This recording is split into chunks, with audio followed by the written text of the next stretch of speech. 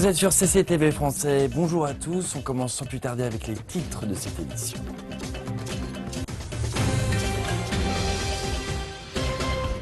Un séisme de magnitude 6,4 frappe le sud de Taïwan samedi matin, provoquant l'effondrement d'au moins 2 bâtiments. Le fondateur de Wikileaks, Julian Assange, demande sa libération après une décision de l'ONU en sa faveur.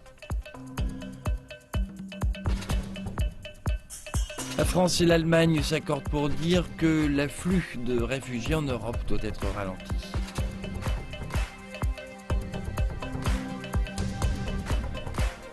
Plus que 2 jours avant la fête du printemps, le réseau ferroviaire national est mis à rude épreuve pour l'occasion.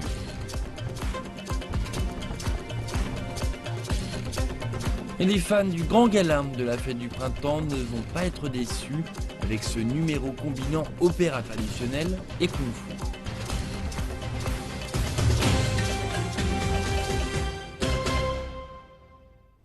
À la une de cette édition, un séisme de magnitude 6,4 a frappé le sud de Taïwan tôt samedi matin, provoquant l'effondrement d'au moins 2 bâtiments.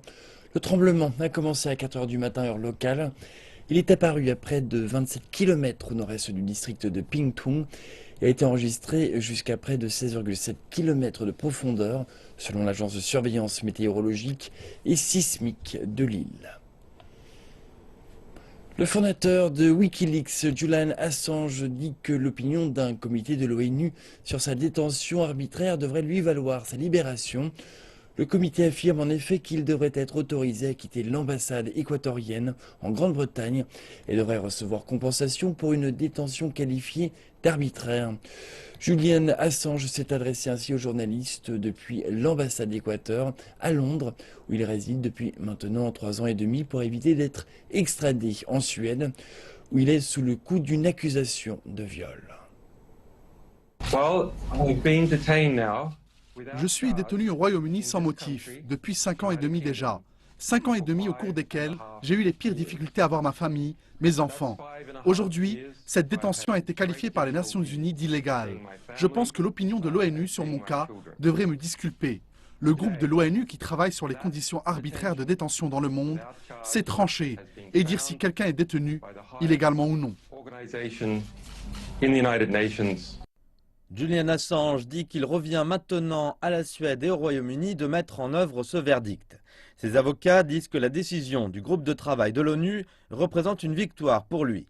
Le panel de l'ONU aujourd'hui déclare que la détention de Julian Assange devrait prendre fin et qu'il devrait même pouvoir demander compensation à la Grande-Bretagne et à la Suède.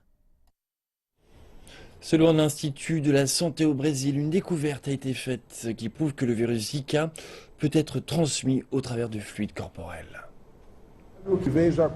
Nous avons à présent la preuve que le virus Zika peut être présent d'une manière active et capable d'infecter dans l'urine et la salive des patients qui sont cliniquement porteurs du virus et dans les laboratoires. Les scientifiques de la fondation Oswaldo Cruz ont déclaré qu'ils utilisaient des essais génétiques d'échantillons de 2 patients atteints du virus Zika pour identifier le virus. Et c'est la première fois que le virus a été détecté dans la salive et l'urine. Les scientifiques disent qu'ils feront des études supplémentaires pour déterminer la présence du virus dans les fluides corporels. Il y a quelques jours, un Américain a transmis le virus à un partenaire sexuel au Texas. Les représentants brésiliens de la santé ont également confirmé 2 cas de transmission au travers de transfusions sanguines. Le commissariat des Nations Unies aux droits de l'homme a exhorté les gouvernements des pays d'Amérique latine à dépénaliser l'avortement et à fournir un accès abordable aux soins relatifs à la santé sexuelle et à la reproduction à tous les citoyens. Cet appel est lancé au moment où les risques relatifs à la propagation du virus Zika dans tous les pays d'Amérique latine apparaissent de plus en plus comme un défi majeur. Nous avons les derniers chiffres concernant le Salvador, où nous savons que l'avortement est pénalisé dans tous les cas de figure. Et c'est la raison pour laquelle nous demandons au gouvernement des pays d'Amérique latine de revenir sur leur législation en la matière. Il ne suffit pas de demander aux femmes de ne pas tomber enceintes. Mais avant tout, Il faut fournir une information disponible pour tout le monde et permettre aux femmes qui le souhaitent de se faire avorter. Les ministres de l'Intérieur français et allemands ont déclaré vouloir réduire le flux important de réfugiés arrivant en Europe via la Turquie. Les deux ministres ont fait cette déclaration commune après leur visite dans un centre d'accueil et d'enregistrement en Grèce. À la fin de sa visite de 2 jours, le ministre de l'Intérieur allemand, Thomas Maizière, a rappelé que la véritable mission du centre ne devrait pas être dévolue à l'enregistrement et à la distribution équitable des réfugiés à travers toute l'Europe. Selon lui, l'objectif principal doit désormais être la réduction du flux des arrivées de réfugiés. Maizière et son homologue français Bernard Cazeneuve ont indiqué que la coordination sur la sécurité des bases de données relatives aux frontières européennes devait être revue et améliorée. La police allemande a arrêté 3 Algériens suspectés de planifier des attaques terroristes à Berlin. L'un d'entre eux est entré dans le pays se faisant passer pour un réfugié syrien. Cela met encore davantage la pression sur la chancelière Angela Merkel, alors que monte l'opposition à ces politiques d'asile.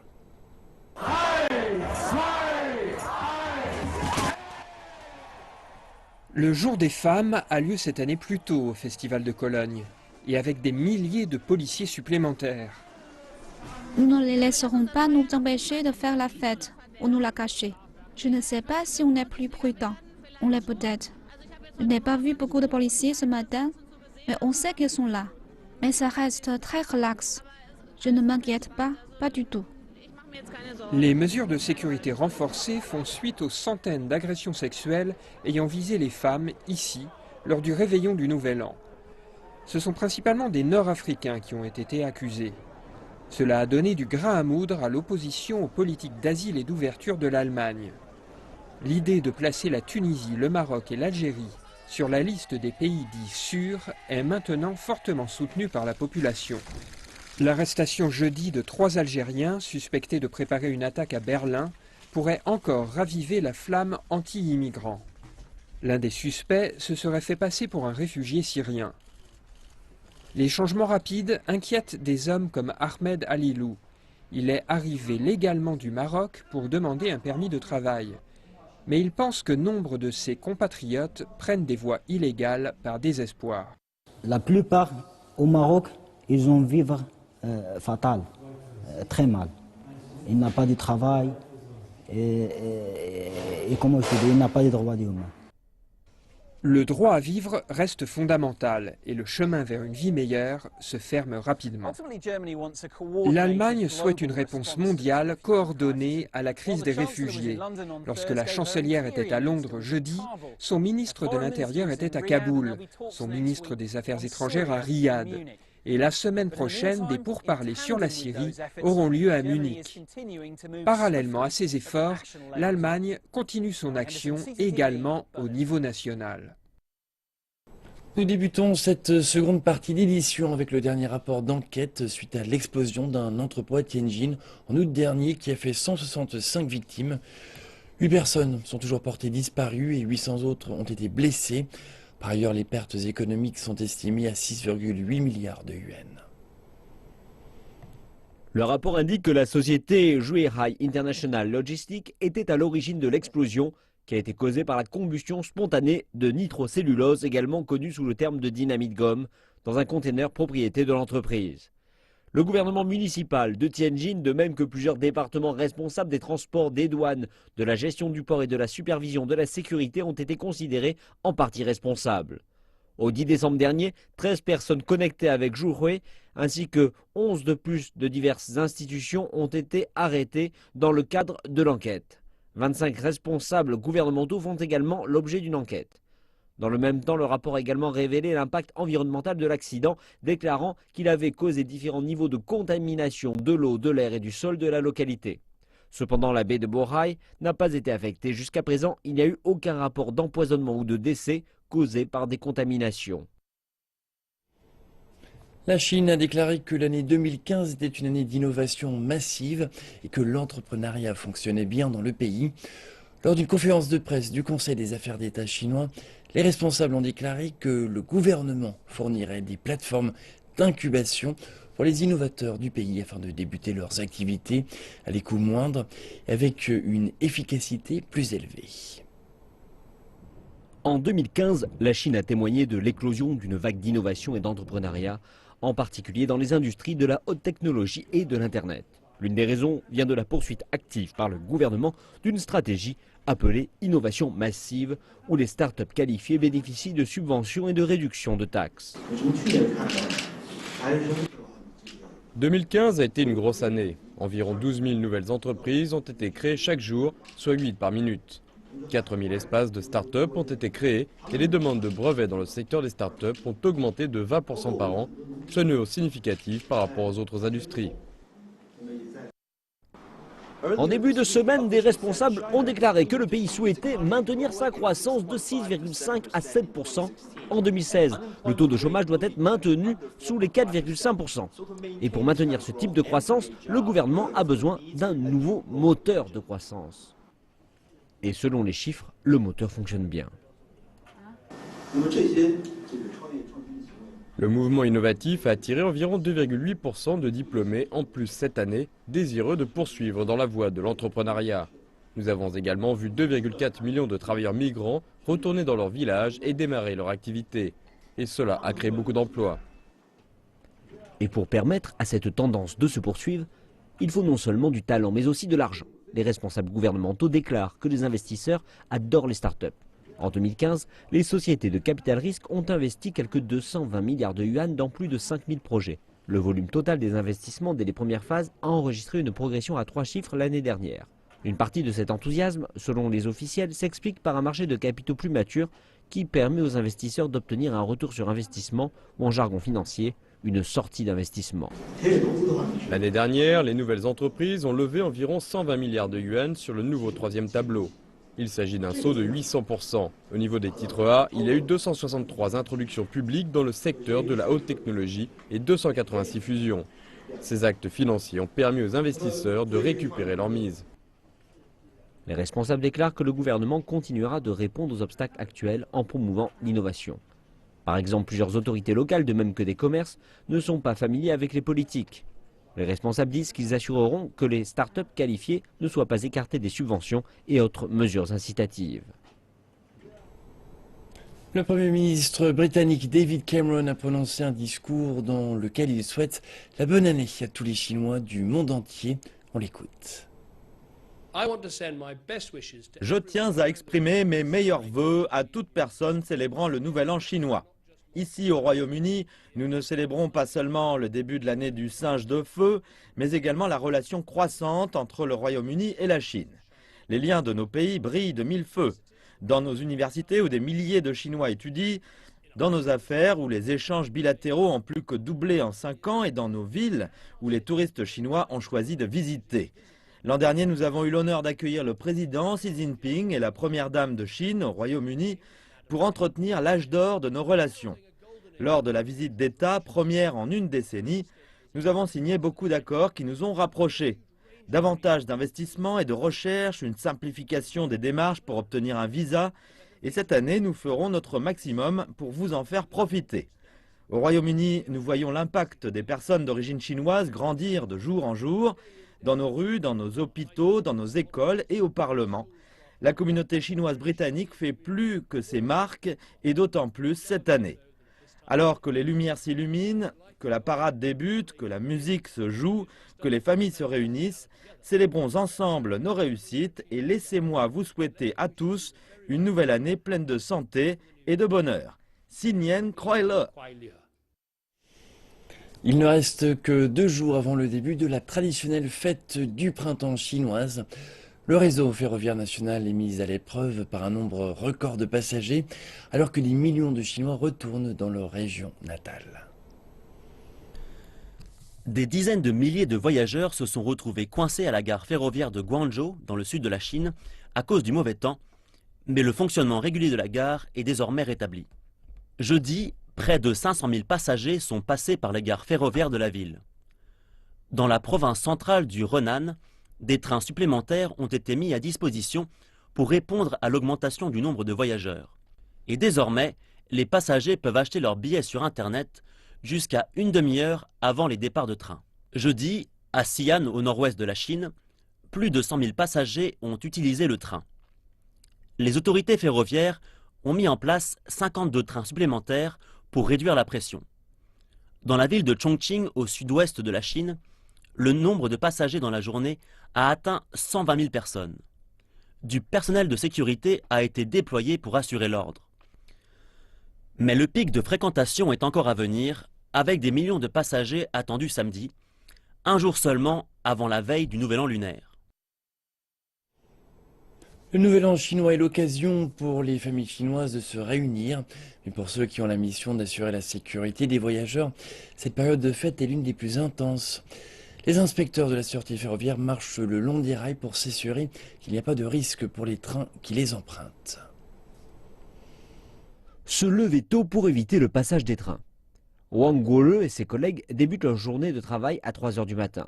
Aujourd'hui, ils vont contrôler le plus long tunnel de la ligne ferroviaire Yilan qui relie la province du Hubei, au centre de la Chine, à la ville de Chongqing, au sud-ouest du pays. Pour faire notre travail, il nous faut passer avant les trains. C'est pourquoi nous travaillons de 4 h à 9 h 30 du matin. Ils doivent inspecter les 13 km de tunnel en 6 heures. Il fait très sombre à l'intérieur. Et avec des installations de transmission de signal tous les 100 mètres, les travailleurs pourraient facilement trébucher. Au début, j'avais peur. J'entends toujours des bruits derrière moi et il fait très noir. Un jour, j'ai pensé qu'il y avait quelqu'un derrière moi. Je me suis rendu compte que c'était un rat. Le groupe de Wang compte 11 personnes. Leur responsabilité principale, c'est celle de vérifier qu'il n'y a aucun risque pour la sécurité des trains qui passent sur les ponts, dans les tunnels et tout le long des voies de chemin de fer. Les trains se déplacent à une vitesse qui dépasse les 100 km/h dans les tunnels. À cette vitesse, même une petite pierre qui tomberait sur le train pourrait être extrêmement dangereuse. Le son d'un fort klaxon indique qu'un train approche. Les inspecteurs doivent alors se réfugier dans un compartiment spécialement conçu pour les accueillir. Des trains supplémentaires ont été affrétés pour la période du Nouvel An chinois. En temps normal, les inspecteurs doivent laisser passer 3 trains au cours de leur période de travail, mais ces derniers jours, ce sont 5 trains qu'il leur faut éviter. Ils ne peuvent pas nous voir, mais nous sommes heureux de constater que notre travail permet aux voyageurs de se déplacer en toute sécurité. L'équipe de Wang est en charge de 288 km de rails dans la zone de Kinmen. Ils doivent parcourir les voies tous les mois et totalisent près de 3000 km de voies ferrées chaque année. Le réseau ferré de Yilan qu'ils sont en train d'inspecter passe à travers 159 tunnels et emprunte 253 ponts. Il leur faudra 5 jours pour inspecter l'ensemble de la ligne. Le pont ressemble à un arc-en-ciel, c'est très beau. Je ressens de la fierté à chaque fois que je vois un train qui le traverse, car je sais que c'est nous qui en avons assuré la sécurité. La plupart de ces héros méconnus sont des jeunes diplômés de l'université assumant des responsabilités loin des leurs afin d'assurer notre sécurité. Wang dit que l'ensemble des membres de son équipe pensent beaucoup à leurs proches pendant cette période de fête qu'est le Nouvel An chinois. Mais ils ont également conscience de l'importance de leur travail dans une période si particulière. La période de pointe dans les transports à l'occasion de la fête du printemps vient de commencer alors que des millions de personnes rentrent pour voir leur famille. Cette année, cependant, une nouvelle tendance est en train d'émerger. Certains parents vont visiter leurs enfants qui travaillent dans les grandes villes plutôt que de les recevoir à la maison familiale. Wei Banhu est un ouvrier retraité qui vit à Nanjing. D'habitude, ses 2 enfants reviennent à Nanjing pour le Nouvel An chinois. Mais cette année, M. Wei est venu à Shanghai parce qu'il pense que c'est plus pratique. La raison principale, c'est que c'est beaucoup plus facile d'acheter un billet de train de Nanjing à Shanghai que l'inverse. Puisque mes 2 enfants sont à Shanghai, c'est plus pratique de venir les visiter ici. Pour mieux faire face aux besoins des gens comme M. Wei qui veulent éviter la cohue de la fête du printemps et qui veulent quand même célébrer avec leurs enfants dans les grandes villes, les responsables des chemins de fer de Xi'an ont ajouté 34 trains cette année pour les destinations comme Beijing, Shanghai et Guangzhou. Quelques compagnies aériennes offrent même des billets à rabais pour ces passagers. Par exemple, des allées simples au départ de quelques plus petites villes vers Guangzhou peuvent maintenant coûter seulement environ 300 yuan, c'est-à-dire de 60 à 80% moins cher que d'habitude. Depuis cette année, le nombre de réservations des billets au départ de villes de 2e et 3e tiers ont augmenté d'environ 40%. Le nombre de réservations pour les vols comme Chengdu-Shanghai ont bondi de 60%. Alors, on me dit que la tendance est assez forte. Cependant, les opinions sont partagées chez les jeunes au sujet de cette tendance. Idéalement, j'aimerais bien que mes parents passent le Nouvel An à Shanghai. Je pourrais même les amener voir les sites touristiques. Et en plus, c'est plus facile d'acheter des billets. Je préfère retourner à la maison pour célébrer la fête du printemps. C'est une autre atmosphère. Si mes parents viennent me visiter, je devrais organiser plein de trucs, ce qui demande un peu de temps. Le 2 février marque le 10e jour de la période de pointe dans les transports de la fête du printemps. Au total, 400 000 personnes ont quitté Shanghai lundi de l'une des 3 gares ferroviaires de la ville. La Chine continue de réinventer ses formes d'arts anciennes. Dans le cadre du gala de la fête du printemps, un opéra traditionnel sera combiné avec du kung-fu. Et sur la scène du gala qui se tiendra à Xi'an, un spectacle de claquettes irlandaises est prévu, ainsi que des tambours traditionnels qui raconteront une histoire remontant à 800 ans. Le kung-fu est devenu un incontournable du gala de CCTV ces dernières années, et cette année ne fait pas exception. La nouvelle année chinoise étant placée sous le signe du singe, un animal bien connu pour ses facéties, les chorégraphes se sont donnés à cœur joie pour préparer le spectacle. Des artistes de kung-fu déguisés en singes rejoindront ainsi sur scène des chanteurs d'opéra. C'est ma 3e participation au gala de la fête du printemps de CCTV et j'espère que notre spectacle réjouira le public. Les artistes ont été choisis en octobre dernier et ils se préparent activement pour la grande soirée depuis lors. En décembre dernier, ils se sont rendus à Beijing et ont commencé à répéter sur la scène du spectacle principal de CCTV, travaillant dur pour affiner leur programme. Après une série de modifications et de développements, ils espèrent monter un spectacle étourdissant qui dépassera toutes les attentes.